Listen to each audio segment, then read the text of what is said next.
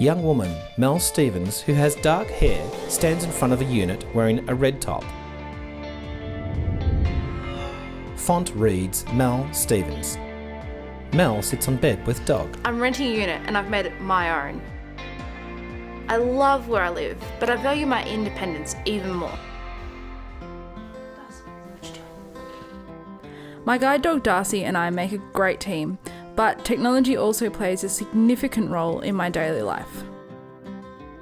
There is a history of blindness in my family. My vision is virtually non-existent now, but I can see light and dark. Mel holds family portrait and fades to black. My mother had me do orientation and mobility camps for children before my vision disappeared completely. We learned things like travelling skills, public transport skills, and long cane skills. I also studied Braille and print while I could still see.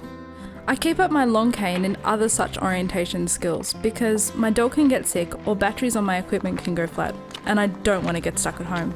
Mel walking in the park. I recently went to Tokyo on a blind tennis trip and I couldn't take Darcy, so having my cane skills meant that I could still be independent.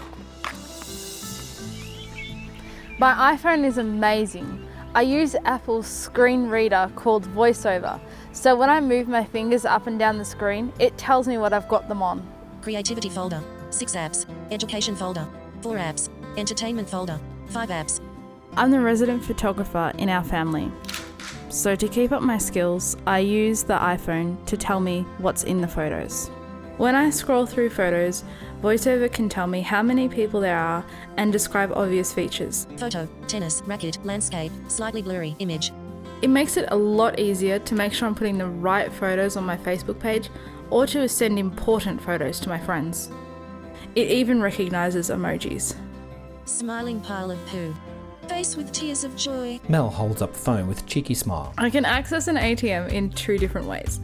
The first is by plugging in a pair of headphones so that it reads out my selections to me. Welcome to NAB's Audio Enhanced ATM. Insert your card with the embossed side facing upwards. Or I can set up a 1-button favourite transaction that I don't require headphones for.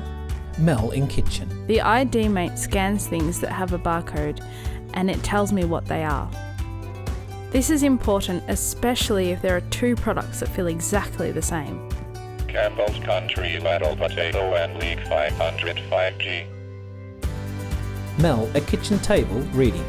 I love to read, but Braille books can be really cumbersome. The Bible has 18 volumes.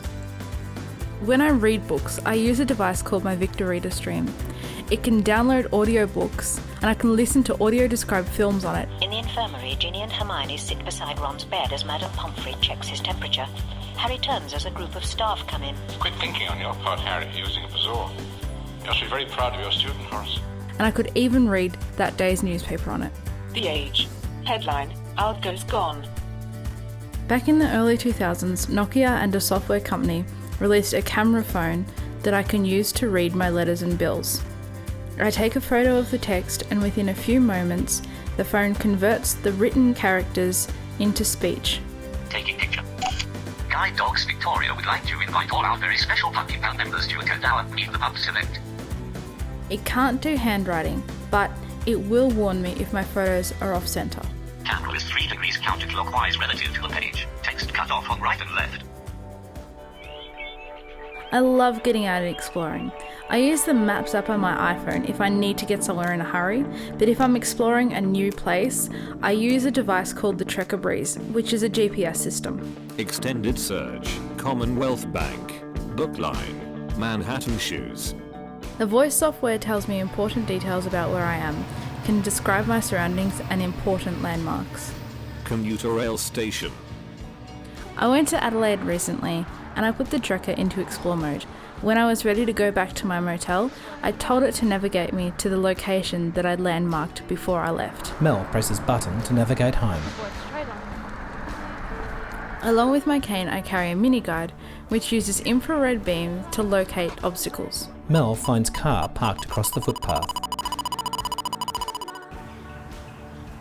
Even though I have all this technology, I still like to use a portable Braille machine. Braille is my way of expressing myself.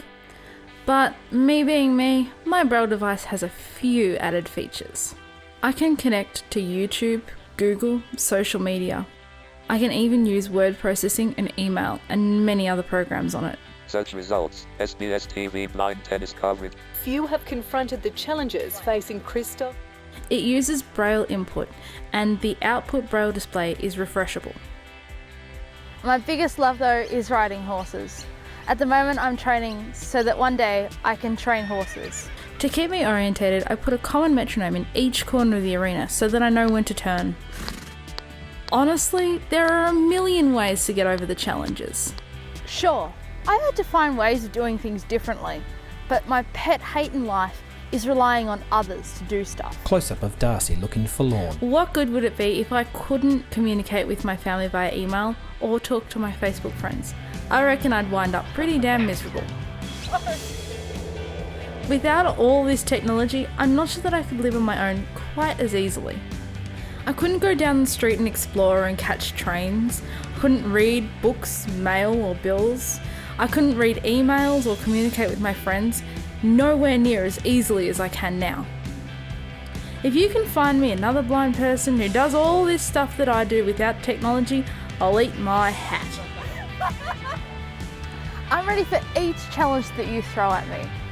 I guess technology just gives me life. Mel in the park on her knees, patting Darcy.